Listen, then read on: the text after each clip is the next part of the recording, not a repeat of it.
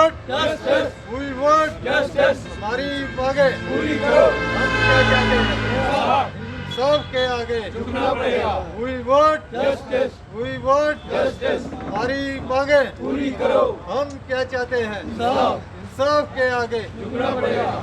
We want justice, we want justice, हमारी मांगे पूरी करो। हम क्या चाहते हैं इंसाफ, इंसाफ के आगे झुकना पड़ेगा। इंसाफ के आगे झुकना पड़ेगा। We want justice, we want. Sir हमारा जो मसला है पे अनामली का है, ये बहुत देराना मसला है। जितनी भी गवर्नमेंटें आई हैं सबू ने लारे वादे और झांसे ही दिए और किसी ने इस मसले को सीरियसली हल करने की कोशिश नहीं की। और हम एलजी साहिबान के पास भी गए और उन्होंने भी आश्वासन दिया था कि आपका मसला वेरी शॉर्ट में हल करूं।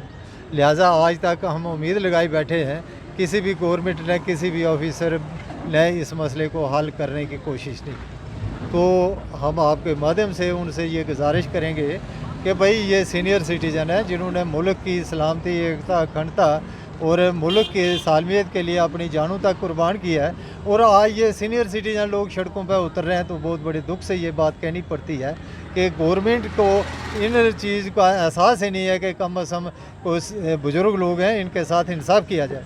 दूसरी बात ये है, ये जो हमारा कंप्यूटर काटा जाता है, ये 15 साल ये इन्होंने बहुत बड़ी ज़्यादती पहले कर रखी है। और अभी रिसेंटली गुजरात हाई कोर्ट ने और पंजाब हरियाणा हाई कोर्ट ने ये ऑर्डर पास किया है कि इनकी 10 साल और 8 महीने इनका कंप्यूटर काटा जाना चाहिए।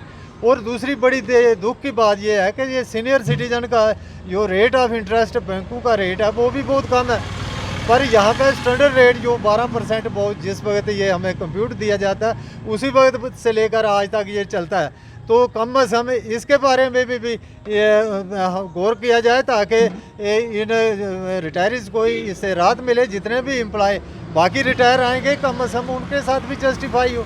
ये तो इन्होंने बारगेनिंग कर रखी है, प्राइवेट लिमिटेड बनाकर लोगों को लूट कर रहे हैं। तो लिहाजा ये चीज़ बंद होनी चाहिए।